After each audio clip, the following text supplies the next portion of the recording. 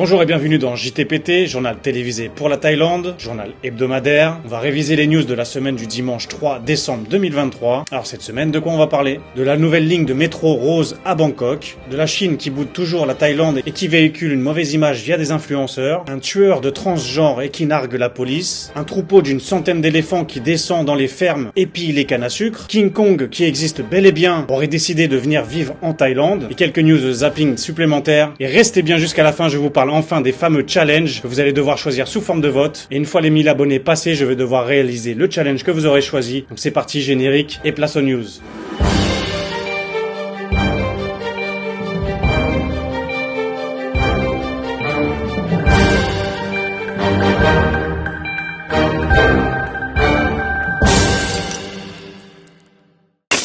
On commence par une news qui devrait ravir Gilles et Laurence, les abonnés habitués de ma chaîne qui sont très sympathiques. Ils m'avaient demandé un reportage sur les lignes de métro à Bangkok. Alors ce n'est pas un reportage, c'est juste une petite mise à jour sur la nouvelle ligne rose de Bangkok. Alors on va lire l'article. La ligne rose de Bangkok, une belle démonstration du savoir-faire d'Alstom. Alstom qui est la compagnie multinationale française spécialisée dans les constructions de transport, lignes de métro, trains, tout ce qui est ferroviaire. Le système de monorail automatisé Innovia d'Alstom entre en service sur la ligne rose du MRT de Bangkok. La ligne rose d'une longueur de 34,5 km compte 30 stations et reliera en moins d'une heure la station de Ka Rai à celle de Minburi, réduisant ainsi le temps de trajet de plus de 50%. Donc tous les gens qui devaient traverser au nord de Bangkok de l'ouest à l'est ou de l'est à l'ouest vont pouvoir gagner 50% de leur temps, ce qui n'est pas négligeable. La ligne a été conçue pour être reliée à 5 autres lignes ferroviaires et améliorer la liaison avec les quartiers nord de Bangkok et de Nonthaburi. Le système de monorail sans conducteur fonctionnera à des vitesses allant jusqu'à 80 km/h et pourra transporter plus de 470 000 passagers par jour. Donc le métier de conducteur de train qui est de plus en plus en disparition. Tous les nouveaux métros, tous les nouveaux trains sont bien souvent construits et fonctionnels sans conducteur. Donc à mon avis, ne vous lancez plus dans cette niche de métier,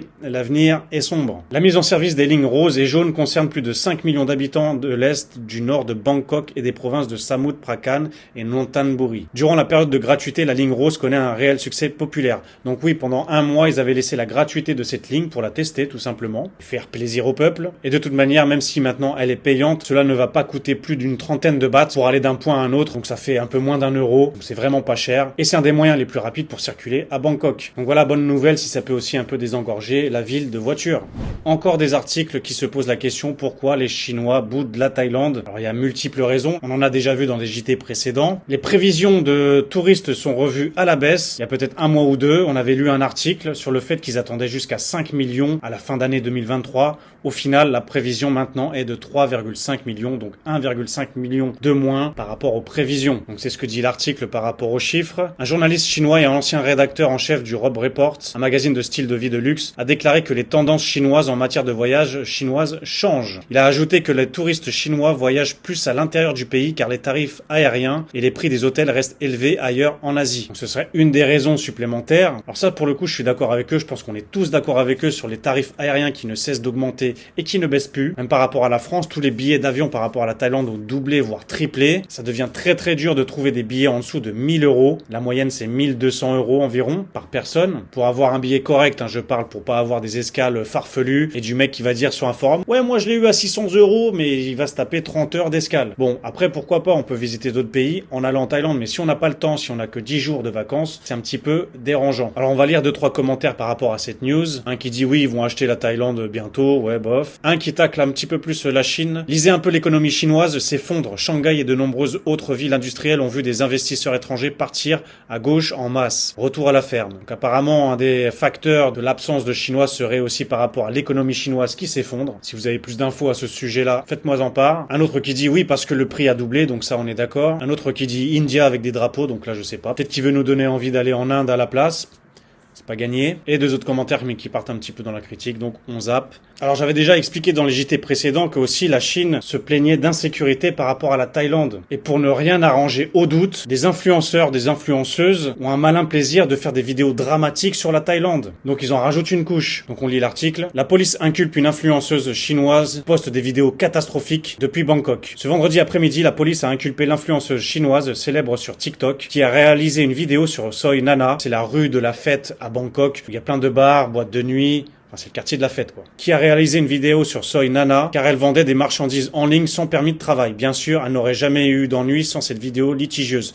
Donc oui, en fait, à la base, la police ne l'a pas attrapée car elle a fait une mauvaise vidéo sur Bangkok. Elle l'a attrapée parce qu'elle vendait des produits en ligne, via l'application TikTok, et c'est considéré comme du travail illégal sur le territoire thaïlandais. Donc ils l'ont chopée pour ça, et par la suite, ils ont découvert qu'elle faisait des vidéos mensongères par rapport à l'insécurité dans Bangkok. Wang Che-yu, titulaire d'un visa Thailand Privilege Card, a admis avoir créé la vidéo, mais a nié avoir tenté de discréditer le quartier chaud. Donc elle reconnaît pas les faits. Le bureau de l'immigration a émis un avertissement déclarant que les étrangers qui produisent du contenu pour diffuser des informations erronées sur la Thaïlande afin d'obtenir des likes pourraient être mis sur liste noire, pourraient être mis sur la blacklist. Donc vous pouvez être banni de Thaïlande 1 an, 2 ans, 3 ans, voire même à vie si c'est quelque chose de très grave. L'idole chinoise des médias sociaux avait déclaré qu'un quartier de Bangkok célèbre pour sa vie nocturne n'était pas sûr. Donc on zappe un petit peu.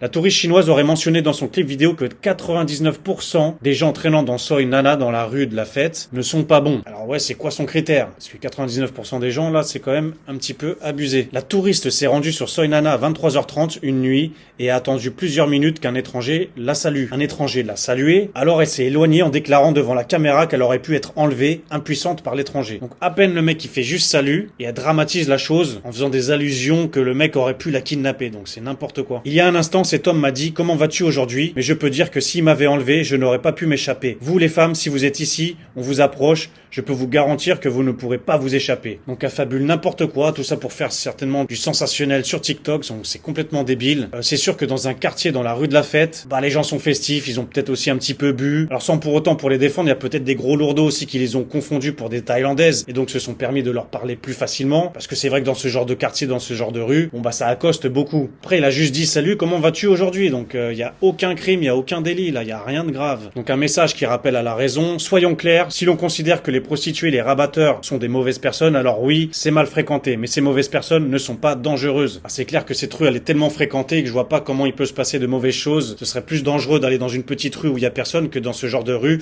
où c'est bondé de monde, tout le monde est là pour faire la fête. S'il y aurait le moindre incident, tout le monde le verrait, donc c'est une des rues peut-être les moins dangereuses au final. Car en plus il y a plein de sécurité autour des bars, des boîtes de nuit, donc ils interviendraient très vite en cas d'incident. Par ailleurs, Soy Nana ne représente que 0,0001 de l'offre touristique de la Thaïlande. Les prudes ou peureux chinois peuvent se promener ailleurs. Ah, tout à fait, donc déjà si tu as peur de nature, t'as le droit, mais dans ce cas-là, va pas dans les quartiers où ça fait la fête, c'est juste logique en fait. Va te promener à Shanghai dans les montagnes, ou va faire une excursion en bateau, va pas traîner la nuit en attendant que quelqu'un t'accoste. Bref, un petit séjour au poste de police, et j'espère que ce genre de personnes-là va être blacklisté. Il y en a marre de ces faux influenceurs qui font tout pour avoir des vues. Allez, next.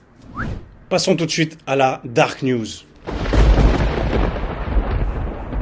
Le coupable de transgenricide nargue la police comme un tueur en série. Alors que s'est-il passé? La police de Kanchanaburi se lance dans une course contre la montre pour appréhender un meurtrier qui aurait abattu une transgenre lors d'un possible cambriolage. Le suspect, manifestement fan de films de tueurs en série, a ensuite nargué les autorités et les amis de la victime en utilisant le téléphone de la victime pour publier un message sur son compte Facebook demandant: savez-vous qui est le tueur? La transgenre décédée, identifiée comme étant Panushaya Nyamtong, âgée de 38 ans, travaillait dans un grand magasin local. Son corps, sans vie, a été découvert dans sa chambre, face contre le lit, avec un oreiller recouvrant l'arrière de sa tête. Une balle avait traversé l'oreiller, touchant sa joue gauche, indiquant qu'elle avait été tuée à bout portant. Une douille de calibre 38 a été trouvée à côté du lit. La police l'a conservée comme preuve. Dans un souci de mise en scène, l'agresseur a verrouillé les portes de l'intérieur et a utilisé un passe-partout pour verrouiller la porte principale de l'extérieur avant de s'enfuir. Après inspection, les autorités ont découvert qu'une bague en or de 2 bahts, 2 téléphones portables, une collection de pièces d'un montant de 5000 bahts, ainsi que les clés de moto et de maison manquaient. Cela reste un butin fort modeste. La police cherche actuellement à identifier son cercle d'amis masculins proches pour les interroger. De plus, il scrute les images de caméras de vidéosurveillance à proximité dans l'espoir d'identifier un véhicule qui pourrait appartenir au suspect. Pour prouver la volonté de mise en scène du tueur, un collègue de la défunte a découvert une étrange mise à jour du statut Facebook de Panushaya peu de temps après l'annonce de sa mort. On y lisait: savez-vous qui a tué Aria, avec un emoji souriant à côté.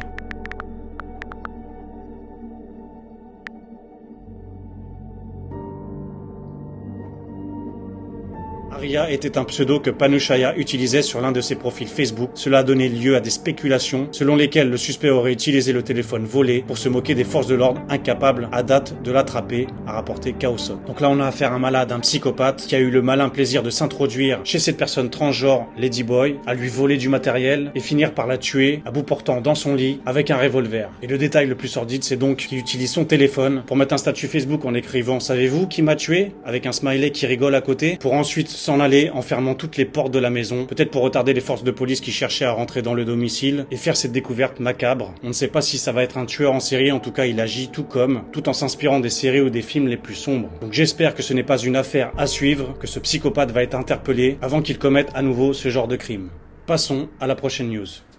Autre news, un immense troupeau d'une centaine d'éléphants pille des fermes dans la région de Kabin-Buri. Donc voyons ça. Un troupeau de moins de 100 éléphants sauvages a attaqué cette semaine des fermes de Tabon Khao Mai Khao dans le district de Kabin-Buri, à peine à 170 km de Bangkok, incitant les responsables du ministère de l'Environnement à lancer une opération pour les repousser en forêt. Le troupeau, qui séjourne habituellement dans les limites de la réserve faunique de Khao Ang-Runai, a fait une descente dans les fermes lundi. Les pachydermes ont attaqué pour récupérer les cannes à sucre, les ananas et le manioc que les villageois cultivent dans la région. Donc là ils ont fait une descente à plus d'une centaine, se faire un petit buffet, un petit festin illimité. Donc forcément ça fait beaucoup de dégâts pour ces fermiers qui ont certainement récolté ça depuis plusieurs mois. Environ 250 fonctionnaires et rangers ont été mobilisés pour repousser les éléphants dans la forêt. Les autorités ont positionné des pick-up, des machines agricoles tout au long du chemin des éléphants pour canaliser vers la forêt. Des drones ont également été déployés pour localiser le troupeau et surveiller de près les éléphants. Donc, comme on peut voir sur les images de la vidéo, voilà, ils avancent en troupeau serré, donc piétinent un peu tout ce qui passe devant eux et mangent tout ce qu'ils ont besoin de manger. Au total, près de 200 éléphants sauvages ravagent ou menacent les fermes de Prachinburi, selon les autorités. S'approcher de tels troupeaux serait suicidaire, le décès des paysans sont nombreux. J'avais déjà relevé des news où des paysans se faisaient piétiner par certains éléphants. Là, forcément, il y a une guerre de territoire entre les humains et les animaux qui essayent de récupérer leur territoire, hein, car ils étaient là avant nous. Ça, beaucoup de gens ont du mal à le comprendre, donc il faut essayer de cohabiter, trouver des solutions, plutôt que de s'affronter ou d'essayer de les tuer. Il faut trouver des solutions de cohabitation. En tout cas, j'espère aussi que les éléphants n'abusent pas trop sur la canne à sucre, sinon bonjour le diabète, ils vont être tellement gros qu'ils vont avoir du mal à remonter dans la forêt. Il faut pas oublier que l'éléphant est un animal sacré de la Thaïlande. Il apparaissait même comme symbole, comme logo dans les premiers drapeaux de la Thaïlande il y a quelques centaines d'années. Donc espérons que ces paysans se fassent aider par le gouvernement, qui ne prennent pas en rage ces éléphants et qui pourraient par la suite leur faire du mal ou chercher à les tuer pour se venger.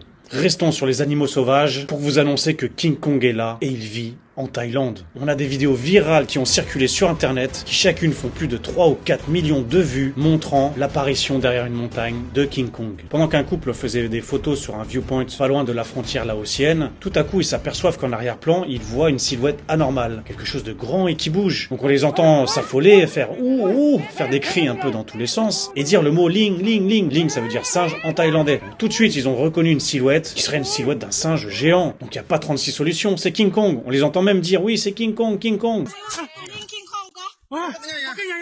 Donc là on a les images un peu floues certes, mais au ralenti. Donc cette silhouette inhabituelle par-dessus la montagne, on voit même un mouvement, on dirait comme un mouvement de main qui se dirige vers la tête. C'est juste incroyable. Moi c'est vrai, intriguant ce geste, on dirait comme un geste de quelqu'un qui fume une clope. C'est bizarre quand même. Une fois qu'il s'est fait remarquer, hop, il replonge dans la jungle, disparition, sans laisser aucune trace bien entendu.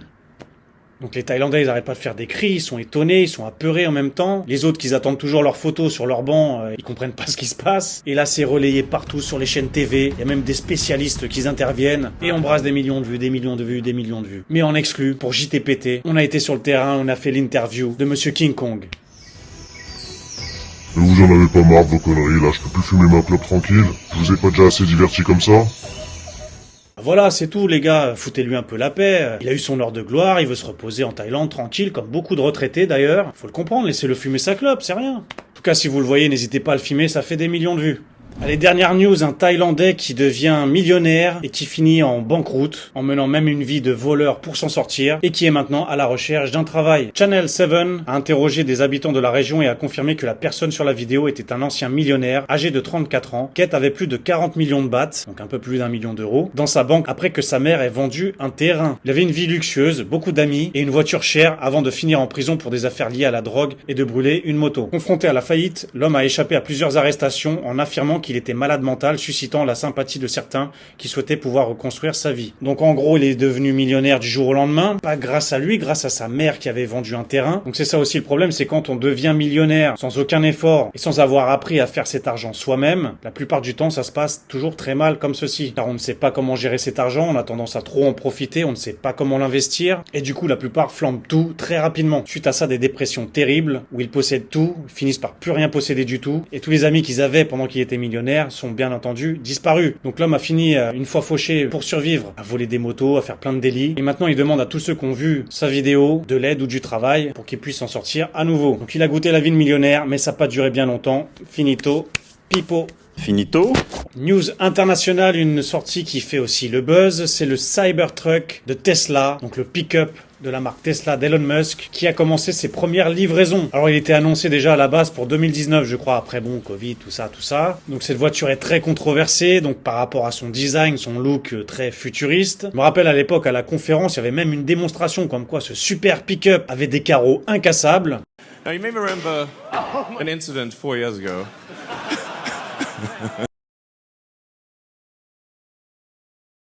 Bon, apparemment, entre-temps, ils ont corrigé le problème, ça a l'air de plus casser.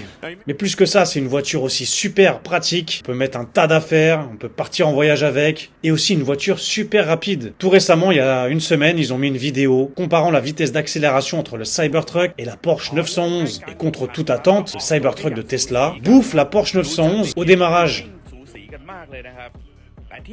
C'est incroyable. Mais le pire, c'est le détail, c'est que derrière le Cybertruck, il est en train de remorquer une autre Porsche 911. Donc, le Cybertruck remorquant une Porsche 911 est plus rapide que la Porsche 911 elle-même. Si ça, c'est pas de l'insolence, je sais pas ce que c'est. Donc, bref, si c'est réel, c'est vraiment assez fou. Sachant que ce camion pèse quand même pas loin de 5 tonnes, il fait 4,9 tonnes. Donc, très lourd, mais très rapide, dû au moteur électrique. Alors, j'ai vu que la Thaïlande, tout de suite, préparait ses idées pour avoir une version beaucoup plus locale. Donc, comme on peut le voir sur la photo, voilà ce que ça donnerait un Cybertruck en Thaïlande. Donc, on connaît bien la forme des pick-up en Thaïlande avec toujours le coffre, la surcharge à l'arrière et aussi tout en bas la photo en rouge qui pourrait servir de navette d'hôtel, de bus, de transport comme on trouve fréquemment en Thaïlande. Donc impatient de voir ça.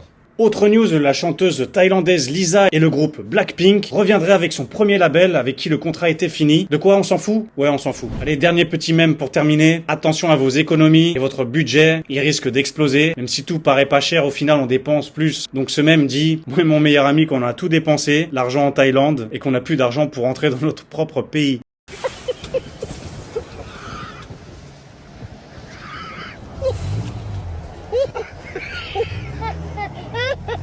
On a reconnu les présentateurs anglais de l'émission célèbre Top Gear, une grosse barre de rire. C'est ça, hein, quand on est en Thaïlande, on est un petit peu dans l'euphorie, on claque tout. Moi je me rappelle mes premières vacances, j'avais bloqué ma carte bleue, il y avait encore des sous mais je pouvais plus y accéder. Donc attention, flambez pas trop, et même si vous avez pas trop envie, assurez-vous votre retour. Donc là c'est la grosse barre de rire, mais au final quand on est dans l'avion de retour, c'est plutôt la dépression. Allez, rien ne va plus, fin du suspense. Voici les 4 défis que je vous propose, avec un à choisir, et je le réaliserai pour fêter les 1000 abonnés de cette chaîne. Donc premier défi, demandez à 20 Thaïlandais de dire « Allez JTPT » dans la rue, sous forme de petite caméra cachée, ou pas, mais en tout cas, demandez à 20 personnes thaïlandaises de dire « Allez JTPT ». Je pense que ça va être assez marrant, car ça risque d'être un petit peu dur à dire JTPT de façon rapide pour eux. Donc je pense qu'on peut se marrer ensemble, tout en célébrant la chaîne et le nom de la chaîne. Deuxième défi, toujours dans la rue sous forme de caméra cachée, demandez à 10 Thaïlandais de choisir un chiffre entre 0 et 1000, et en fonction du chiffre choisi, je devrais donner cette somme en argent. Donc je suis pas prêt de donner 10 000 bahts, hein. J'espère qu'ils vont choisir les plus petits chiffres possibles. Donc c'est un petit risque, mais ça risque d'être marrant, et puis de voir la réaction des gens, et puis si ça peut faire plaisir à des Thaïlandais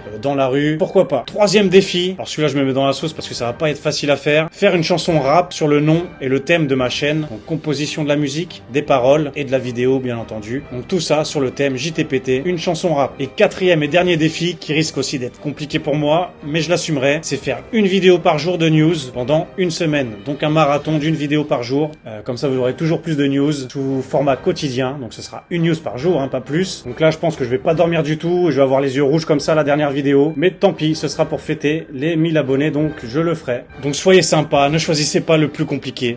Je vous dirai pas c'est lequel le plus compliqué, sinon vous allez le choisir. Donc en tout cas j'ai déjà chaud d'avance. Mais bon, ça fait partie du jeu, je l'ai annoncé, ça va être fun aussi, je vais m'amuser. Donc c'est tout pour ce JT. Là on est à 820 abonnés, donc on en a pris encore 70, c'est le rythme de croisière. Donc à 820 abonnés, j'imagine que d'ici 2 JT, d'ici 2 semaines, on devrait atteindre les 1000. Et donc on va clôturer ce vote. Donc jetez-vous sur le vote, allez-y, cliquez. Je vais vous donner le lien en commentaire et dans la description. Ça va être dans l'onglet communauté de ma chaîne. Donc je compte sur vous, participez un maximum. Merci de laisser un commentaire, un like, de vous abonner bien entendu. Et symboliquement, ce serait magnifique qu'on arrive à faire ça avant la fin d'année. C'est largement jouable. Donc merci encore de votre support, de votre soutien. Merci pour vos commentaires instructifs et constructifs. Prenez soin de vous. À très bientôt. Soyez gentils avec moi. Et je vous dis à la semaine prochaine car l'info n'attend pas.